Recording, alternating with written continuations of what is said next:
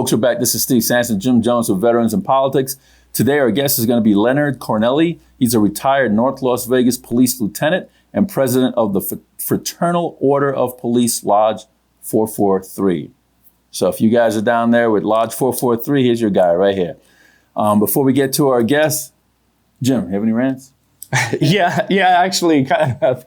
So the pollsters are already out making phone calls to ask who you're going to vote for in November, right? Okay. So it was interesting because the beginning of the poll, it was a phone poll. The beginning of the poll started off as normal, like how enthused are you about voting in November? Are you very likely to vote, not likely? You know, I said very likely.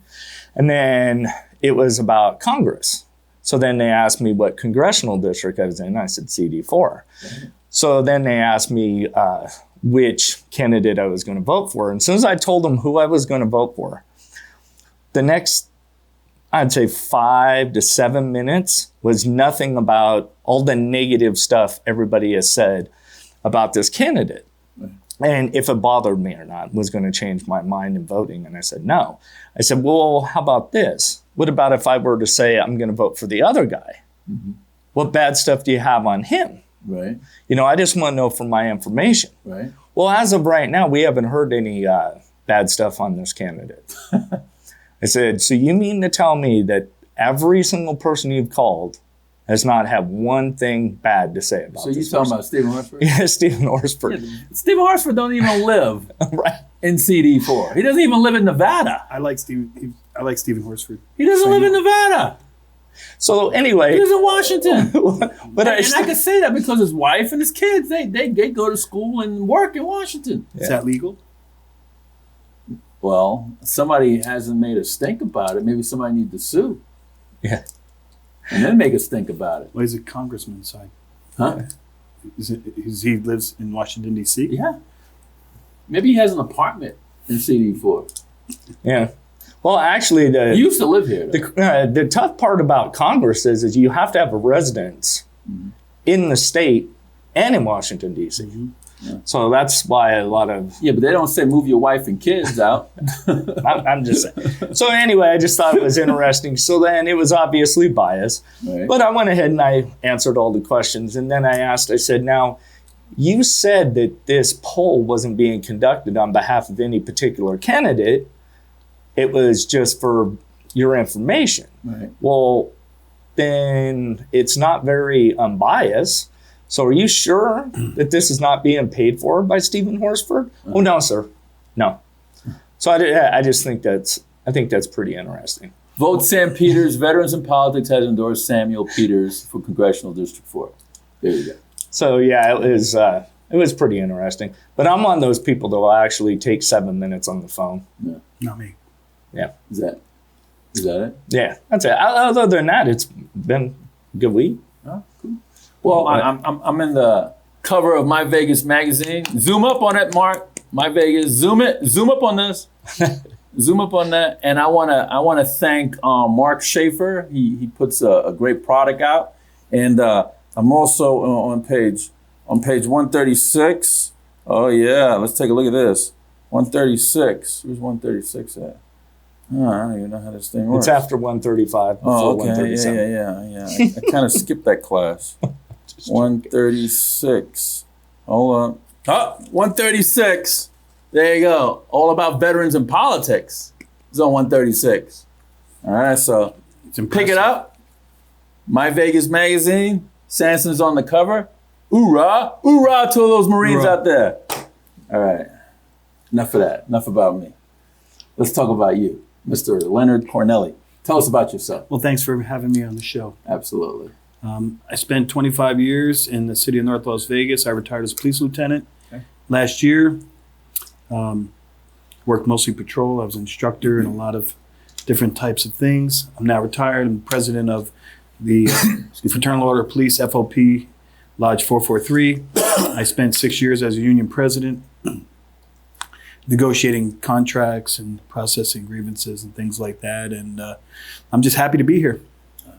You know, I've been following your career when you were North Las Vegas police officer, and you was also president of the union. Yeah. Police Supervisors Union. Yeah, you were in the papers a lot. A lot. I was. There were times where I was on every channel every day. So that means you were working. You were channels. working on behalf of your fellow officers. I was. That's good. I was. And what are some of the things that was challenging while you were union president that you had to?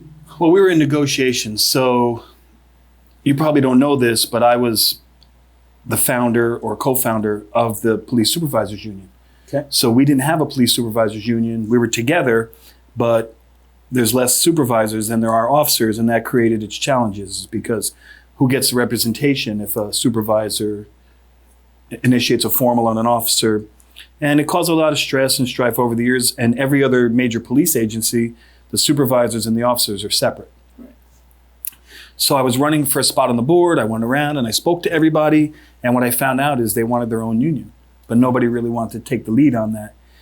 Because it was somewhat complex. You have to find legal representation. You have to go through the EMRB in the state of Nevada. You have to get recognized. You have to get recognized by the city. You have to go through politicians. I mean, it was very complex. So I got signatures, and we got something like 95% signatures. And the only reason we didn't get 100% is because some people were on vacation. Right. And Andy Anderson was in charge of the EMRB at the time. He was a commissioner. You may know Andy or remember him. He was a Metro cop. Okay. And he called me up and he said, hey, you guys got 95 or 96%. He said, we don't even need to do a vote. He said, we don't even need to do a secret ballot or anything. And so we got recognized by the city. And so part of us beginning our own union was that under collective bargaining, when you're a union member, you have to work under collective bargaining. So we had a collective bargaining contract. It was supervisors and officers, but it was in separate sections, but it was the identical contract. Mm-hmm. So I got a letter from the city saying that they would honor our contract until we negotiated a new one. That because we didn't want to go on our own unless we had a guarantee. They wrote a letter. The city signed it. I believe, I can't remember which city manager it was. It was Marianne Eustick or Tim Hacker. It might have been Tim Hacker. But anyway, so we got this letter signed. And they recognized us in November of 2010. And in December of 2010, in a meeting with the chief, he told me that the city wasn't recognizing our contract and we didn't have a contract. Wow. Yeah. And it got worse. And so what they decided to do was warn us a few times, and then they failed to start giving us some of the benefits. Mm-hmm. So I had to initiate a district court case for an injunction because they were taking our benefits and not paying us correctly. And they did. Susan. God, what was Susan's last name? She was a judge. Johnson? No. She passed away.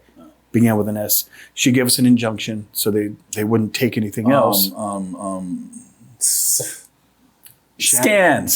Right, Susan Scan. Yes. So she gave us an injunction to stop the bleeding until we were able to actually have a court date.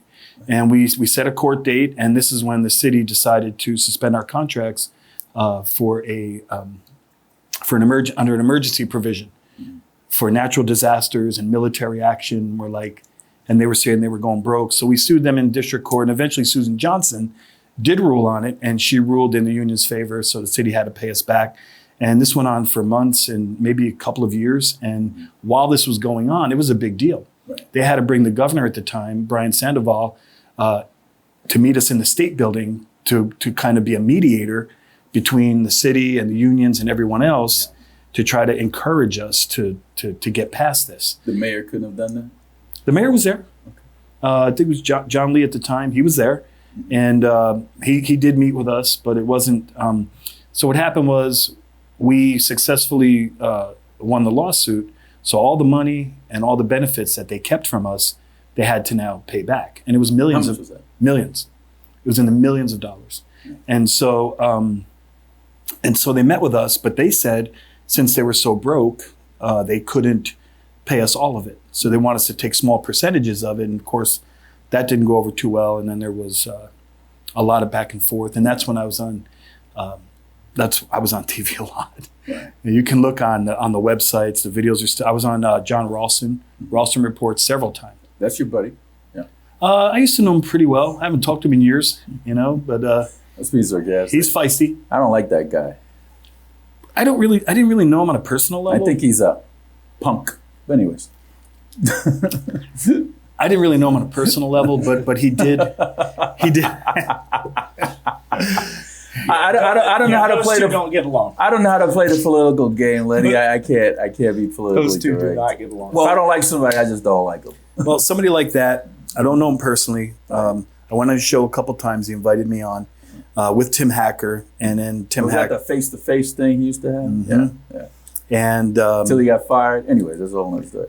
well, I don't know exactly why they ended the show, but they ended the show pretty abruptly. Uh-huh. But he, I didn't know him personally, but he agreed with our position. And so it kind of helped us. So I got nothing bad to say about him other than that. And so that, when you're asking for challenges, that was one of our biggest challenges. And of course, following that extravaganza, I wasn't very well liked by the the politicians and the chief. Because you were ruffling feathers all the time, which was good. It had a ruffling feather effect, Yes. Yes. But I know in politics they don't really go by right and wrong, but I felt what they were doing was wrong. So, and I met you when I was a lobbyist back in 2010, 2011, Something like that. So there was a joint meeting, I believe, of the Assembly and the Senate about body-worn cameras. Do you remember? Mm-hmm. And we barely knew each other. Yeah. And they wanted me to testify and kind of say, what they wanted police's opinion. And my opinion was that they should all wear body-worn cameras, because if you're doing what you're supposed to be doing, Then you have nothing to worry about. Yeah. and it could help you. It could, yeah. Right. Yeah. So if a citizen makes up stories about you or says you cursed at them when you didn't, Right. it could help you, which at the time was not a popular position. But I believed if you're doing the right thing, I was like, yeah, I'll wear one. I think I was a sergeant at the time. Right. I wasn't a lieutenant yet. And then you spoke, and you were pretty candid about your position. And I find that hard to believe. And no, he went right in front of them, and he told them, enough is enough, Yeah. and we need body-worn cameras so we can keep an eye on what's going on. And as it turns out, in 2021, 2022, it's the standard, and Yes. no one would allow their officers to go out without a body-worn camera now. It's some a of big them deal. officers turn it off. Well, there's policies in place for if you don't have it on, or you turn it off at an inappropriate time, and so there's still some bugs. It's getting better. There's some bugs that are still being worked out. And after the meeting, I came out, and you were sitting on one of those benches, if you remember, second or third floor. You're by yourself. You're on the phone, and I walked by, and you were like, "Hey, you're a cop." Like that. Is that him? Is that typical Steve or not? And so I go, yeah. And he said, "Come here, let me talk to you." And we chatted for a while. And you're not one of those cops that violates everyone's rights, are you? And we laughed about it. I knew you meant it in a chiding kind of way. Yeah. And we talked for a while, and we happened to have the same position on quite a few things. And so that's kind of where the friendship started. Yeah. Yeah, I think it only makes sense to have body cameras, because now, well, let me ask you this. For whatever reason, and I know that there are cops that are bad, but not all cops are bad. And it's like now it's almost like how would you deal with it when you were a cop? Because it seems like where I get frustrated is that I hear so many people badmouth police officers, but yet when they need a police officer, one isn't immediately there, then they're mad too. So how do you deal with that? Well, let me just say, for anyone who's watching, that the greater majority of police are good men and women that come to work every day to do a good job, protect people that they never met before, will never meet again. They have integrity and loyalty and compassion, and they're intelligent and they're smart, and they work hard. There's some bad apples. There's some people with some really bad stuff, Chauvin, on the Floyd situation, things like that. And so that's more seductive. That's more popular with the people. Right. So they show that, and then everybody groups cops into that, we're all bad and we're all have done illegal stuff. But I will tell you, that we had a man who was driving a stolen Challenger, and we chased him at a slow pace, and eventually he stopped, and he wouldn't get out. So one of the officers like kind of, pulled him through the window. They got on the ground, and he resisted. He was a big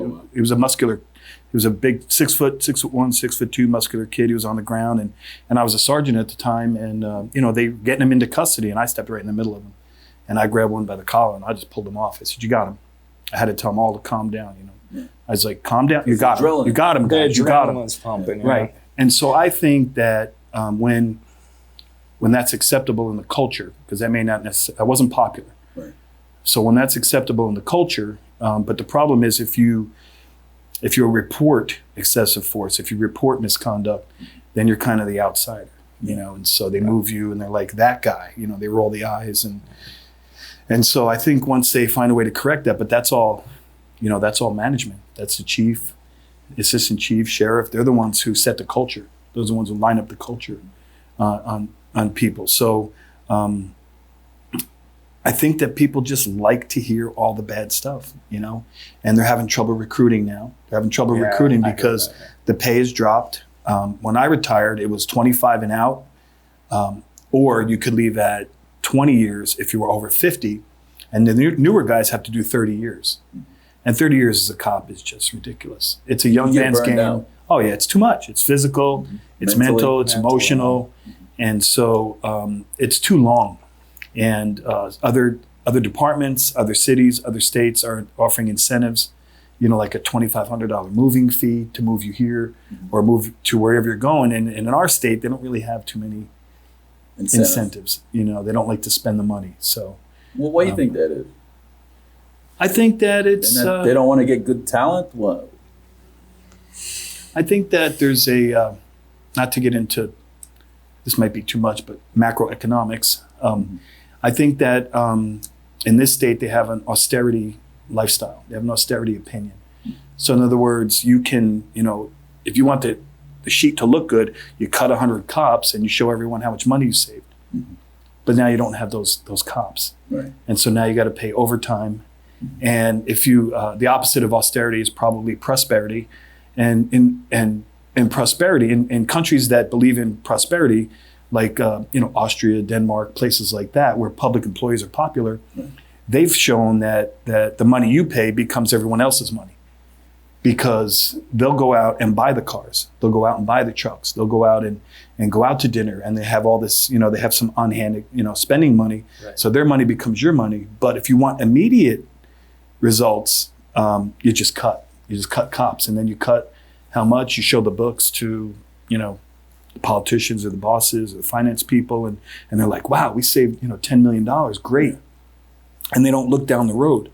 It's the same things happen with the pilots. They got rid of all the senior pilots because they're the most expensive. Right. They have the most seniority, and they pay them the most, and they're probably the ones that can stand up for themselves and push back, right? Because they're senior. Yeah. So it was a good idea to get rid of all the senior cops, and but now they're all gone. But isn't that a detriment if you get rid of all the senior cops, all the experienced cops?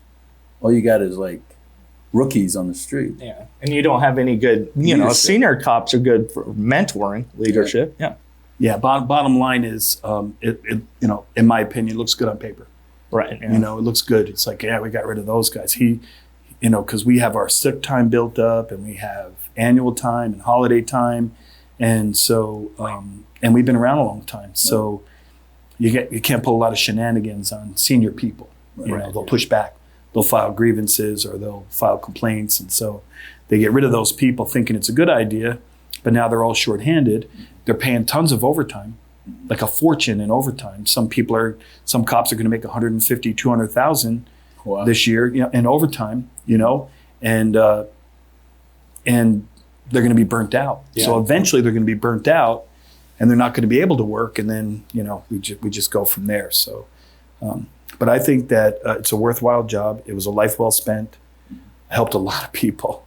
So what's the craziest thing that you've been on the force for 25 years? Yeah. What's the craziest thing you've seen? Craziest how?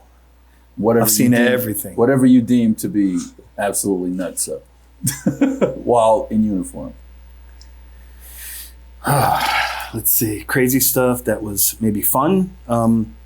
Car chases are fun. They're everything that you think a car chase would be. Yeah, right. Lights and siren, everybody moving out of the way, and the people driving crazy and making left turns and right turns. And I saw a robbery suspect climb a 12-foot iron gate to get away from the cops, and the dog was waiting for him right on the other side of the gate. Makes sense. And he was armed. And as soon as he hit the ground, the dog went through the gate and pulled the grip, grabbed him. His pants started to fall off, and I've had foot chases, been shot at. There's some tough ones too. Like you have to respond when children drown in pools, and there's been some accidents that are pretty hairy. And trying to get people out of the car, and just a lot of stuff. I think what I liked most was probably just talking to people. I can't tell you how many teenagers I talked to that were troubled, and single mom. And you got kids of your own too. I got 3 boys, 21, 22, and 23. Yeah. And so it was always rewarding to be able to talk to them and tell them, hey, I know your dad left, and I know you're angry and you're taking it out on your mom, but you got to play the hand you're dealt. And I didn't have it so easy. I grew up in Newark, New Jersey, and trying to get through to them. And then later That's on. why he looks so familiar. You used to work with Jimmy the Finger. On that show, yeah. I can't talk about it. So, Mr. Cardinale,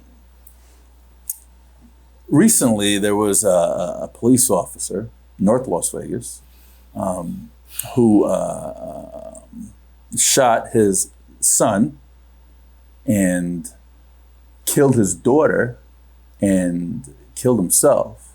Do you know anything? Do you know that officer? Was he? I worked with him a couple times. Patrol officer? Was he a lieutenant? Was he? No, he was when I retired, he was an officer. Okay. And I maybe only talked to him a couple times. He did not work on any of my squads. Mm-hmm. It was in passing, hello, goodbye. Right. Didn't know much about him, but I mean, for somebody to get to the point of homicide, suicide, there must have been an awful lot going on that, So how can we get officers help so stuff like this don't happen in the future? What kind of tools that they need to make sure that these things don't take place? If I'm being honest, sure. You need people at the top who care. All they care about is getting people back to work. They get in a shooting, if they have a DUI, if they get in trouble for something off duty, or they're struggling with prescription medication or whatever. They'll just, formal complaint, they get in trouble, they put them on light duty or whatever, and, go through the process. When I was new, I got on in 97, and when I was new, if you had a problem, the police department would kind of gather around you. Right. They would support you. They'd come to your house. They'd get you help. They'd get you into AA. They would look in on you. They would call you. Like a brotherhood. It was like a brother, but that no longer exists. And so, what do you think happened? Without getting complicated in the weeds, what happened was that the people that they promoted and put in charge are not the same type of people that they used to put in charge. They used to put, high speed, reliable, loyal, smart individuals as leaders. Mm-hmm. And in my opinion, and I know people aren't going to like that I say this, but they would rather put the yes man or the yes woman in charge now. Yeah. Somebody who's easy and doesn't push back and doesn't have an opinion. And I think that it's easier that way. The old chiefs and the assistant chiefs and deputy chiefs and the captains, to a certain extent, used to stand up to, the administration when they felt they had to protect their guys or take care of their women or their men, or it wasn't right what they were doing. And now they just go with the flow, and that's who they like. That's the people that they. Yeah. North Las Vegas promoted a sergeant to captain a short while ago. What happened to the lieutenant rank? He didn't even have enough years on to test for lieutenant. And he's now the assistant chief about a year later. And so that's a very good example. Yeah. And they said that he had, some kind of experience in military or whatever that qualified. Well, you have to have 3 years as a sergeant minimum just to test for lieutenant. I don't even think he had a year as a sergeant. So they're making up the rules as they go along, basically. Well, I don't know. To fit their agenda. I don't know if there's no really, I don't think there's any rules against it. Civil service, it defies common sense, because you have someone who's only been a sergeant for maybe a year, doesn't even have the minimum. And most of us are sergeants for more than 3 years before we test or get promoted to lieutenant. So you need some dirt behind you, so to speak, And so, and then to go to captain, and then from about a year later or less, maybe from captain to assistant chief is just, but that is a good example of how things are going now. That some of the people in the higher ranks and the chiefs and deputy chiefs and stuff, very little experience. Like nobody in the department can remember what they even did as an officer. Can't, barely remember anything interesting that they did except for just show up every night. Do you think some of that has to do with also the fact that it is hard? It is hard to recruit, and there is a shortage. I think it's a lot of things. I mean, police are very unliked right now. Yeah. When I got on, police were loved. Right. It was the 90s, and everybody loved police, and everybody supported the police, and everybody, you wanted to be a cop. You were proud to be a cop. We were well paid. It was a job that you were like, this is a good job. Yeah. Now it's like they pay the bare minimum. They get their benefits cut. I think they do that to not have enough police on the force. Is a deliberate sabotage, maybe. I believe there's some people out there, like the people who want to defund the police or whoever they are. I think there's some people out there that their real motive may be that they would rather just live in their city or their neighborhood or their town with no law and order. You know what I'm saying? Like say, well, defund the police. We don't need them. And then you have famous people. Charles Barkley, he was like, what are you talking about? What are you talking about? If you have a shooting, you have a bad guy in your neighborhood or something, who's going to stop him? You're going to call the police. And so politically, we got a bad rap. Some of it is legit. And financially, we have the more cops. So in this state, we pay extra state tax just for new police and new police equipment. People are always tax. Homeowners pay for that. No. Okay. No? So the property tax is our tax overrides. That's like a public safety tax. There's a narcotics tax. There's lots of different narcotics tax. Yeah, back like in North Las Vegas, back in the 80s, being a narcotics officer was real popular. So they put forth a bill draft in the city and voted on it, had people vote on it and say that they would give a little bit more on their assessed property tax because you're assessed on your property per thousand. And so they raised it a little bit and it's called a narcotics tax. And then in 95, there was Safe Streets. If you guys remember Safe Streets, and that's another tax override on property. And then there was the public safety tax in 2001, 2002. Sounds like a lot of tax. So what they did a few years ago is they consolidated it all under public safety tax. But it's tens of millions of dollars. It's literally tens of millions of dollars. And when I was a union president, they would always claim that the police department was taking too much money out of the general fund. And I would always argue and say, we have our own tax money.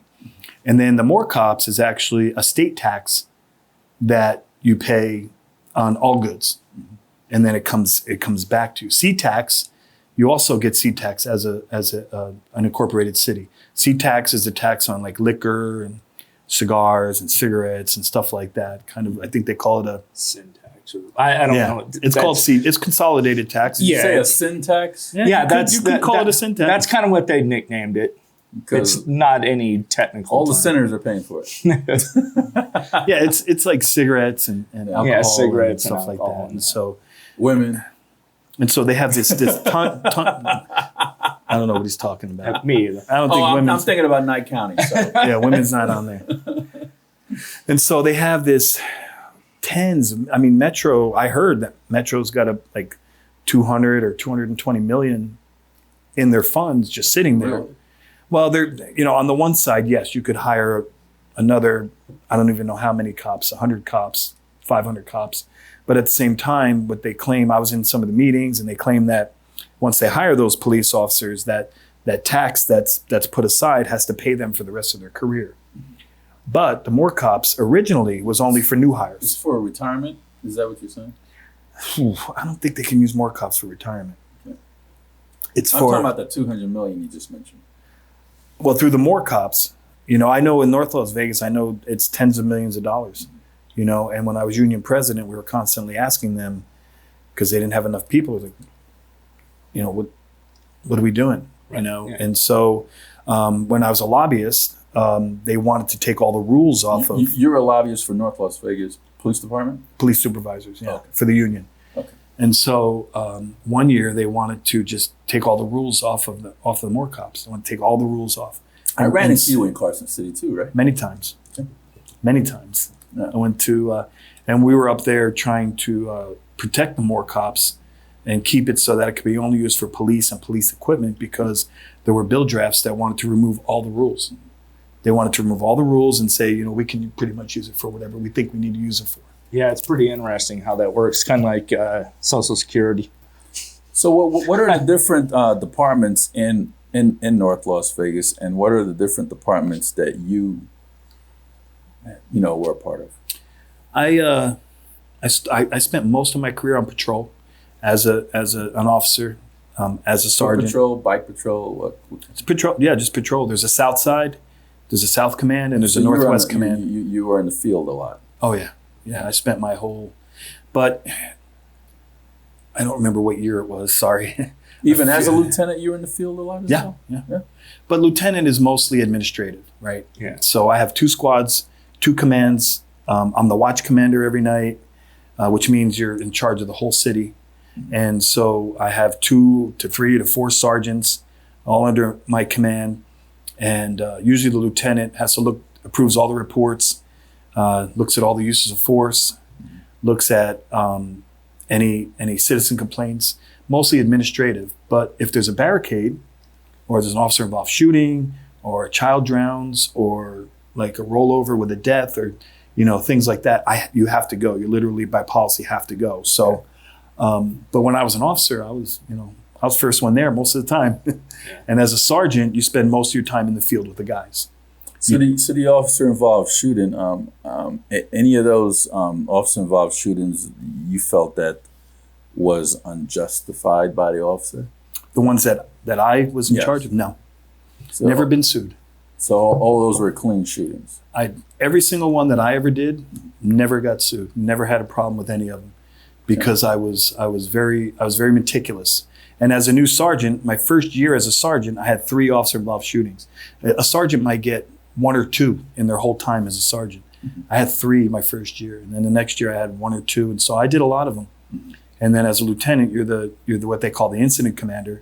So when you show up, you call resources, you direct people, you set up an inner perimeter, you set up an outer perimeter, you separate the officers. Mm-hmm. And so I was fortunate. All of the shootings that I were on was they were solid. In the jails, North Las Vegas before, because there was a gap when North Las Vegas jail was shut down, and Las Vegas was taking all the perpetrators from North Las Vegas. Right. So the North Las Vegas jail, have you ever had an opportunity to just be in there? Were you in charge of the jail at any time, or is that a whole different department, or what? It is. The jail has their own supervisors, their own lieutenants. Mm-hmm. As the watch commander, though, you're in charge of everything. So if the jail has an incident and you're the watch commander, you have to go in and be there. But they mostly take care of themselves. Right. They're their own entity. I think they have. I know they have their own captain. They may have their own assistant chief. I don't know. Mm-hmm. And so, and the reason why they closed the jail is exactly what we were talking about. So what happened was they didn't want to hire more correction officers. Yeah. And they were making tons of overtime. They were working 18-hour shifts, 20-hour shifts. And if anybody ever disputes that, I can bring the sergeants and lieutenants in who did it, who were friends of mine, who were on my board when I ran the union, and tell you I absolutely did 18 and 20-hour shifts. And they're mandated. So it was a little bit different than police. It's mandated. They have to stay until the next shift comes in. And what happened was everybody liked it at first because, you know, they're making a fortune in overtime. But then if you have no time to spend that money. And they got burnt out. Yeah. So what happened was they got burnt out. The city wouldn't hire more people because they didn't want to spend the money or whatever the reason was. And so what happened when we left, a deputy chief told me when they closed the jail that there were 33 out of about 100 officers on FMLA. What's that? So Family Medical Leave Act. So you can take sick leave, you can take holiday, you can take vacation time, but it's subject to approval. Right. So it has to be approved. And you only get so many times to call in sick before you start getting in trouble for abusive sick leave. And so what happened was push came to shove, but when you take FMLA, you're protected. You get up to 12 weeks a year and Family Medical Leave Act. So as long as you fill out the paperwork and a doctor okays it and says you have to be on FMLA, you're protected. So their jobs are protected. Were you on that? I was on FMLA. I was on FMLA for, I had a heart operation 2019-ish. And so when I came back and I used my sick time, I had to use FMLA because if you don't protect yourself, you wreck yourself. They take it very seriously. They're strict on the rules. And so you go to the doctor, he okays it, you send it to the city. Well, they didn't like the fact that now they're a third of their force is on FMLA and they're all burnt out. Now they're all burnt out. Yeah.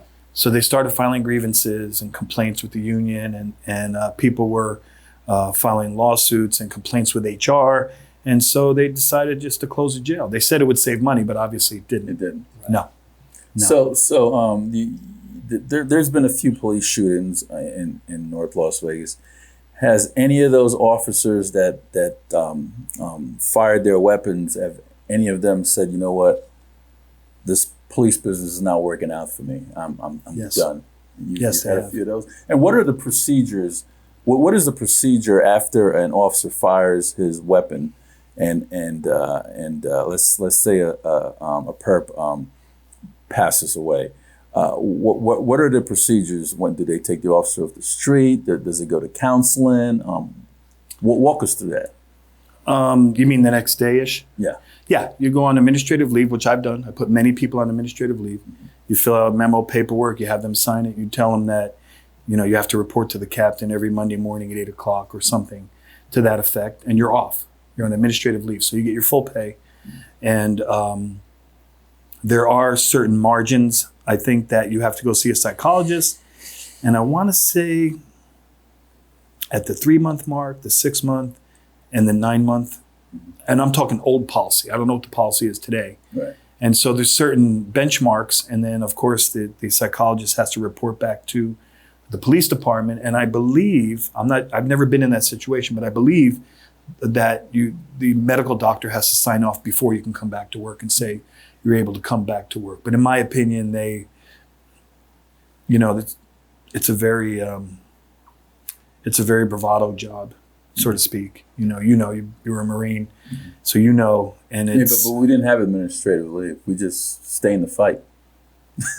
yeah, and then they worry about how come we have PTSD, right? They don't follow the provisions, and the feeling that I get from the officers is they don't want to push it because you're supposed to be tough, and you're supposed to be able to take this stuff. Right. Yeah. And so they probably come back too soon. I know a lot of them did back in my day. I don't know about currently. I don't know. But, and some people couldn't make it back. And some of them went downhill and had to retire on a PTSD. Right. So is alcohol usually the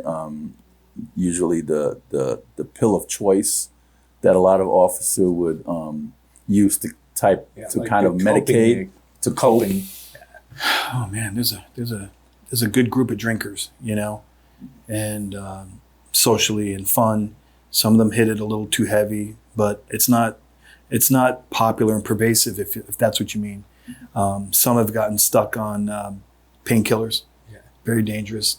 One of my officers years ago hurt his back and started taking painkillers, got hooked on them. Oh boy. And I actually had to alert the administration because I was talking to him on the phone because he had a call in to me and he was slurring his words and he couldn't put sentences together, but they had him coming down to the police department to work light duty. So I had to write a memo and say that, you know, he can't drive anymore. What about those officers that have domestic issues, divorce, child custody battles? Is there any provisions for them? Oh yeah, they're very strict about domestic. Very, very strict. They don't. I as a watch commander, as a lieutenant, as a sergeant, if they have a domestic issue, the officer, and they're in Metro's jurisdiction or Henderson or whatever, you know, the watch commander or the supervisor has to go out there and see. And there's procedures. If it's just a report and no report of a battery, it's just a problem, that's not so bad. And then we turn it over to IA and they investigate it and look into it. And if there's an arrest, there's certain procedures. Haven't had too many child custody issues, you know, where they, you know, would send they would be looking for their, you know, for them to pay their child support. Sometimes we get subpoenas over the years, maybe one or two, not a big deal. But the domestic, they're very strict on, which I agree with. Have you ever had an IA complaint or any complaints at all while you were on the force? I have never been disciplined 25 years. Really? Jeez. Wow. Now that's never been disciplined. I've never been disciplined. How did you fly under the radar? 25 years as a cop. Come on, you've never been slapped in the head. I went to IA. One time was for not answering an email in a timely manner, but I was a union president at the time. Yeah, you're busy. So it's in your spam. Toward the end, one of my officers, two officers went out to a house, and supposedly the teenage sons were infected with COVID, or at least the foster dad thought they were. And there was a BB gun and like a debit card or something. And so this was right when COVID started in its heyday. It started in February. This was April of that year. And so the officer called me and said, hey, you know, it's a plastic BB gun. There's no evidentiary value. I took pictures of the card front and back. So if it's not stolen, but if there's a problem with it, we have pictures of it. We know where it came from. And he said, I want to just discard it. I want to throw it in the trash because I'm afraid it's, you know, at this point, we didn't know how bad COVID was or how it could spread or how fast. And so I was okay with it, you know. And so they tried to go after him for that. And then I approved the report. So they said that they brought me in as a witness about it. And then they didn't like my answer because I told them, yeah, I supported what he did. I thought it was more dangerous to book it than it was just to discard. Because the dad said, can you take this? I don't want it. It's trash. I don't want it. So that's not even evidence. That's discarded property. Normally we'd book it in as found property or safekeeping, but he wanted it's just discarded, and the officer felt that was the best decision because we're operating in the gray here, right? We don't know a lot about the COVID. At that time in April, And so they didn't like my answer when I went, so they notified me that I was now the subject. For unsatisfactory work performance or something like that, which is, you know, the whole thing was, I was a lieutenant. It was toward the end of my career. What they really wanted was to pressure me, you know, and make it uncomfortable for me and make it so that I would leave. Yeah. And so when I left, I asked about it and they said, well, it wasn't adjudicated, so it's still open. I'm like, okay. I mean, it's administrative, so, and I'm not an employee, so that one never got adjudicated. But as far as being disciplined, no. So you were president of the Police Officers Association. Supervisors. Sergeants and lieutenants, marshal sergeants and lieutenants, correction sergeant and lieutenants. Yeah. So who was president of the lower rank and file? Back when I was president or now? Sure, back when you were president. Mike Yarder. What do you think about that guy? I think he's a piece of crap. Just my opinion. He didn't like me very much, and See, it's a piece of crap. I don't know why. He told everybody how much he hated me, but I never did anything to him. Never did anything directly to him. I think I may have messed up his flow, you know, because he was closer to the management than I was, and so I don't know.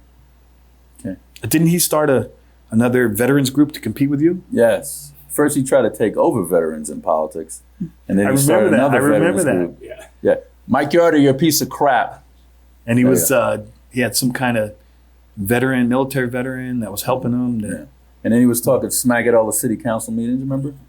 Oh yeah, about me and me veterans too. of politics. Oh, you too. Oh, I got videos. I got videos Yeah, of I him. remember. Yeah. We had fun times back then, didn't we? Him and city manager Ryan Juden used to just go back and forth about me while everybody else was sitting there listening. Yeah.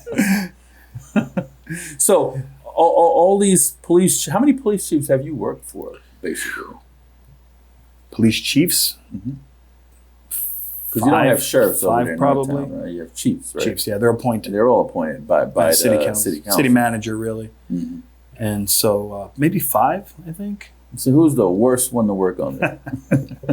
Why you gotta say it like that? I don't know how to be politically correct. I would say there's not a worst one to work under. I can tell you in 2004, 2005, Mayor Mike Montandon hired his friend Mark Parisi, who was an assistant chief in Portland, Oregon, I believe, who came and took over, an outsider, and it went really well for a couple of years. It really did. It really well. He's the one who started the community policing program, and they told him that it was a scheduling nightmare. He didn't want to hear it. So Wednesday's a common day. So everybody, you either have Thursday, Friday, Saturday off, or you have Sunday, Monday, Tuesday. Wednesday's common day. And he was so serious about community policing that he paid overtime for the entire other half of the squads to go to community policing training. Then the following Wednesday, they worked the street, and the other half of the department went. And I don't know what that could have cost. But just as an example, that's the kind of guy he was. He's the one who got the cadet program. He put me in charge of the cadet program because the cadet program was a mess. It was, they were flashing their cadet badges and got in trouble with Metro for that. And it was a complete mess. So he wanted me to take it over, and we got it right. We went to competitions in Arizona, went to tactical competitions, we won trophies and awards. And so he was a very progressive, very forward-thinking person. And then when it got time to move people up into the assistant chief position and stuff, he didn't recommend the people that the city likes, so they gave him the boot. So you guys got your own K-9 unit. Yeah. You got your own search and rescue. Helicopters? No helicopters? Mm-mm. You have no helicopters? No. North Las Vegas has no We helicopters. use Metro. Really? They have a cooperative agreement, so if we call them as a watch commander, if I ask for the helicopter to help us with a vehicle pursuit or to look for a suspect in a yard or Why something. you guys have no helicopters? I don't know. They're like millions, aren't they? Okay. Yeah, And you have a SWAT unit, right? we do. So, okay, what do you guys think of Joe Chronister was one of the police chiefs over there in Northtown? How did you guys get along? We butted heads a lot, because I was union president, and I really stuck up for my people, and I really protected them and made sure that they got paid and they didn't raid our contract and stuff. But I've always looked at it as he was doing the chief thing, I was doing union president thing. I don't know if it got personal for him or not. I never asked him, but it never got personal for me. And then Alex Perez took over from Chronister, is that right? Yes. How do you feel working under him? We got along pretty well, and then we were actually pretty good friends, and he promoted Dave Noor to assistant chief, I believe. And then as time went on, wasn't he the one that got in trouble with the jail in North Las Vegas? Which one? Noor? Noor, yeah. Well, Is that another story? They never proved any of that. Because the footage was all of a sudden missing, like the cameras over at Costco with the Eric what's his name? last name. I'm having problems with names today for some reason. Bring it out. Not trying to put you on the spot, just trying to have a conversation. I wasn't part of that investigation, but there were rumors for years. Yeah. Rumors for years. I know that one of the men who was booked into the jail subsequent to that incident, a year or two later, I think his last name was Joyce. He got paid, in a lawsuit. Mm-hmm. I think his retina got detached in the fight. Yeah. And so allegedly, it was Nora that knocked his retina out of his head. Allegedly, right? There's lots of different stories that went around, and so there's a lot of stories. I have a memory sometimes when it pops up. But is there anything that you want to bring to the attention? Like, for example, maybe when you retired, how hard it was to get your heart and lung, your retirement badge, your 218 letter, and all that. It was a nightmare. And then they weren't following procedures; they were going by the discretion of the chief. You want to elaborate a little bit about that? So when police officers across the United States retire, if you retire in good standing, which there's no reason I shouldn't have, I'm never in trouble. Right. The law and that's says, amazing, by the way. 25 years as a police officer and no write-ups. Well, there's notes and things that I could have done better. They didn't like. And like I said, I went to IA for not answering an email and minor stuff like that. But no, never really got in trouble. Never got disciplined. Okay. And so when you retire, George Bush in 2004 created the LEOSA, Law Enforcement Officer Safety Act. Right. And it was because it had to do with 9/11 attack. And he felt that we needed to push back on terrorism somehow, on active shooters somehow. So his idea was to create an HR 218 was the name of the bill, House resolution. I guess it's not a bill technically, but and it passed. And it says that a police officer, when they retire, can carry anywhere in the United States, and they're not necessarily subject to those state laws that would prevent that type of thing. As a retired police officer, you actually in this state can't even really carry a concealed weapon unless you get a CCW.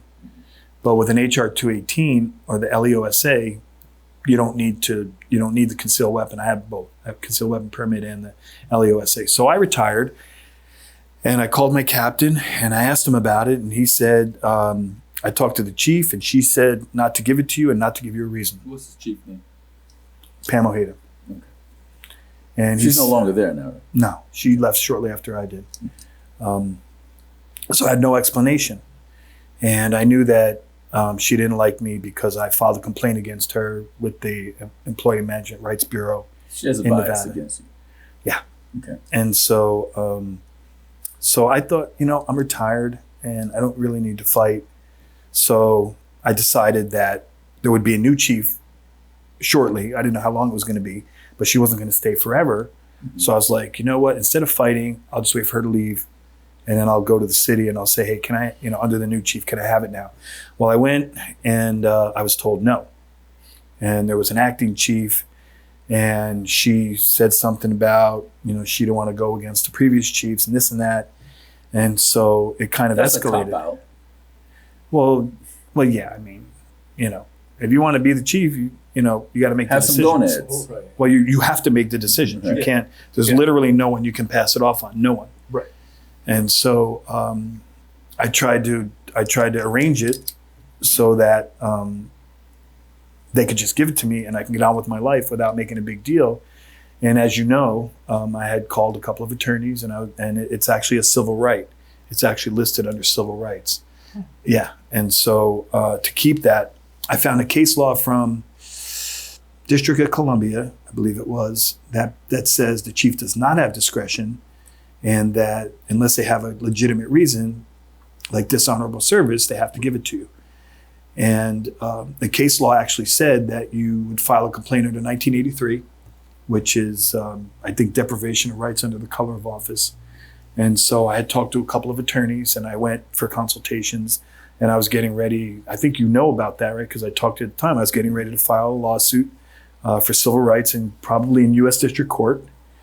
And at some point, after complaining to a lot of people, I opened my email one day and the letter was there. And so I went down to Metro, and you have to qualify, then you go down to Metro, and then it takes about 4 weeks. Well, after the 4 weeks went by, I still didn't have it. So I went down and I spoke to one of the clerks, a female, and she said it was approved like 2 weeks ago. I don't know why you don't have it yet. So I made a big deal about that, and then all of a sudden it popped up in the mail a few days later. So. Well, you know, in politics, they say don't ask a question unless you already know the answer. So. Well, you know, I knew there was something going on. So there was other people who've complained. You know, there's another couple of officers. One was Mike Farage, and we collectively complained about him not getting it. He was a good officer, but he wasn't liked by some people, and they eventually gave it to him as well. Mm-hmm. But it is not something that you're supposed to be able to use to pick and choose and maybe kick somebody in the ass on the way out the door. Right. You know, and say, you know, well, I have the power to do it. And well, no, you don't. Mm-hmm. You know, and I had to explain that to several people, probably including you. Mm-hmm. And so it escalated. And from what I understand, there's still some people right now who haven't gotten theirs from when Pam maybe they could do a class action. I think most of them have filed in district court or U.S. District Court. So, you know, I don't really want to talk about their cases. Right. As you know, Officer Donovan McIntosh has a pending discrimination retaliation complaint that went to district court, Clark County District Court, but I think they bumped it up to U.S. District Court. Oh, wow. I think it's federal now. Yeah. So real quick, can you explain what the Fraternal Order of Police, I mean, what is that? What do you guys do? So a lot of people think it's like a union, but it's not. Yeah. It's a fraternal order. It's you know, I could say brotherhood, but you join and you have a lot of benefits, you know, discounts on vacations and cars and insurance and stuff like that. And that's kind of the sell. But what it really is it provides legal defense. So an officer joins and you pay to be a member. It's $80 a year to be a member of a lodge, and that gives you access to what they call legal defense. And so once you get the legal defense, they have a third-party law firm. So if you get in a shooting and you don't want to use the union for whatever reason, you don't get along with them, you don't trust them, whatever, you call an 800 number and they give you a claim number, and there's a list of 12 local attorneys. One of them is Adam Levine, good friend of mine. And they have 12 attorneys on the list, and you pick the attorney. Yeah. And they come out to the scene and you have legal representation. And, you know, some people, I mean, if you look on YouTube, I think it was Dave Rogers that has a video saying you can't do that. You have to go through the union. The former Clark County District Attorney. Yep. It's about 2 years old now. And the FOP fought it. The National fought it. Is he still the general counsel for the LVP? No. Oh, he left. That's I don't know. He used to be general counsel for LVPPA, and I believe he partnered with this one attorney and have a law firm currently. So. Well, the unions don't like the lodges because it gives the officers an option. Right. It's like prepaid legal, so to speak. Right. And so what people don't understand is the union gets directly involved in whatever the officer's going through, discipline, whatever. Well, the FOP, the lodge, you could file a claim and the lodge would never even know you filed a claim. It's none of their business. Mm-hmm. But you have to belong to the lodge to get the legal defense services. And so it's an option. And many of my friends decided to use FOP, including myself, because we couldn't, the union, obviously, you know, if they don't like you or they don't feel, you know, they don't like your case or they don't think it holds water, you know, they'll just basically say we can't help you, and then you go to the legal defense. Could you have used them to get your 218 letter? Who's them? The FOP. I did. Oh, you did? No, I tried to, and they said it's a bigger issue, and they fought it for Metro officers, Henderson officers, North Las Vegas officers, and so they were working on it on a bigger scale. Right. But if I really pushed, they would probably give me legal representation for that. Is there anything that you wanna mention that we haven't covered? I think, if there's a lot of people listening, I know that there's a lot of negativity surrounding police and police officers and applying and being hired. And I think that if people feel a calling and they feel like they should do that with their life, and they really feel like they want to go out there and protect people that can't protect themselves and give advice to people who don't know any better, it's a life well spent. It's very rewarding. So I would encourage them, the moms, the dads, the sons, the daughters, the grandparents, aunts, uncles, to try to encourage them to go ahead and apply, because regardless of the politics or how it looks right now, we're going to need cops. We need cops. There's always criminals out there, and they don't take a day off. No, everybody goes home at night after work. Everybody goes to sleep. Everybody's nice and comfortable, but we were out there all night, Right. trying to protect people. And I think that spending your life doing that, for me, is it was a good way to spend 25 years. I talked to my dad when I retired. He lives in New Jersey. I was talking to him on the phone, and he just asked me. He's like, well, let me ask you, how many times did you put that uniform on? And I was like, thousands. He said, really? I said, thousands. Any regrets? No, none. Some people ask me if I miss it. I'm like, no. We hit it hard when we hit it hard, and we did good. And I've moved on to my retirement. So, Jim, you have anything else for Mr. Cardinale? No, other than thank you for serving for 25 years. And I think, and the reason why I brought up the FOP is because I think because I have heard that too from certain people that the unions don't really like the FOP that much. But I find it ironic that as somebody who used to be the president of the union is a part of the FOP. So I think that's kind of cool that you were able to bridge that. You didn't hold nothing against them. No, and I was like I said, I was not well liked by a lot of powerful people because I protected my members. That's your job. And I didn't sell them out, and I protected the contract, and I fought hard. I saved people's jobs. I went to them with IA and helped represent them. And, I didn't do the wink, wink, nod, nod, I didn't do that. So they thought I didn't get it. They're like, you don't get it. I'm like, no, I get it. You get it. I'm just not doing it. Right.